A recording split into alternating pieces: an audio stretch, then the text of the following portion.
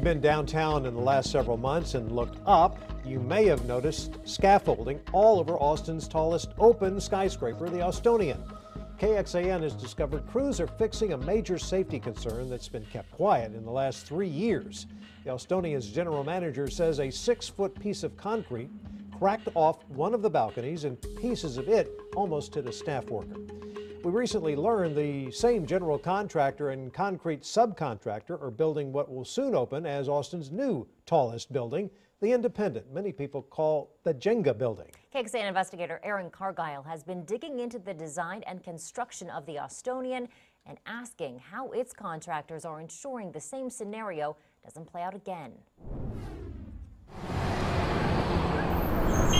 The location, the luxury, and the high-dollar views. It's one of the most exclusive and expensive places to live in downtown Austin, and you can see it from miles away. The Austonian and its 56 stories of multi-million-dollar residential condos was finished in 2010. So why are construction workers back on site now? Yeah, the scaffolding's been up for a couple months. While those who visit downtown may just be noticing, the work actually started in February and dates back to a problem that first popped up on a balcony in 2014.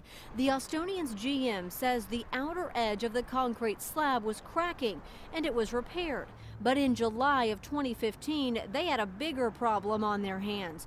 A 6-foot piece of concrete spall, an engineering term for a fragment of material, cracked off the edge of a different balcony. Pieces of it landed near a staff worker who was standing on the 10th-story dog park.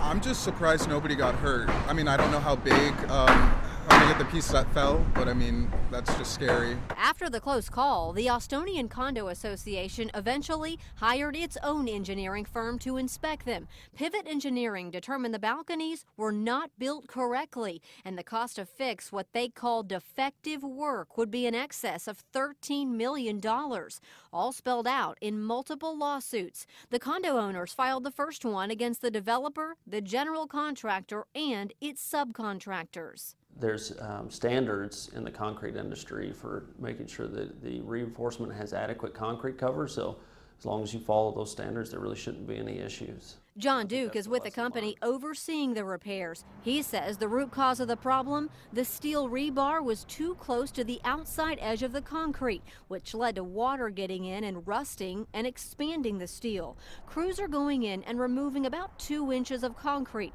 and replacing it with about 4 inches, and also replacing the steel with what's called glass fiber reinforced polymer so it won't rust. Was the cover correct in the design and then it didn't get executed? So I can't speak to that because I wasn't part of the original investigation. The Condo Association would not release Pivot's final inspection report, and the original case was settled out of court for a confidential amount. The Austonian's GM says should cover all the repairs.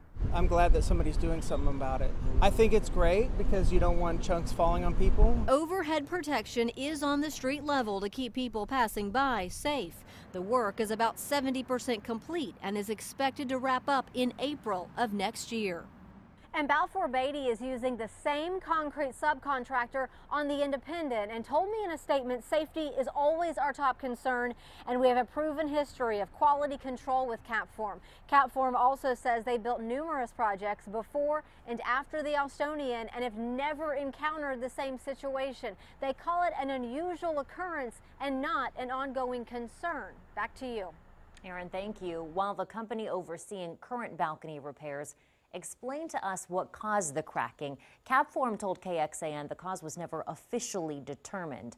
In a lawsuit filed in January of last year, Capform claims the architects Ziegler Cooper altered the design and components of the balcony systems, including the rebar placement.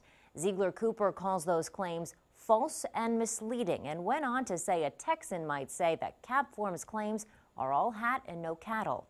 In a statement, Balfour Beatty told us, the fact is that the project was well built in accordance with the plans that were provided. Balfour Beatty is one of the biggest construction companies in the world. Capform specializes in building stadiums, hospitals, hotels, office buildings, and high-rise residential. They also worked on the Dallas Cowboys Stadium. It's not just concrete that's fallen at the Austonian in the past. We've reported on glass falling twice from the Austonian before. In 2011 and 2016, it did not injure anyone. It was a different story here at the W Hotel. The downtown Austin hotel had to close for several days in June of 2011 after glass kept falling on multiple occasions. One case resulted in a lawsuit after 2 people were injured when glass from a broken panel rained down on them at the hotel pool. The hotel replaced all the glass on the entire building. This story came from a tip. If you have something you think we should investigate, email us at report@kxan.com.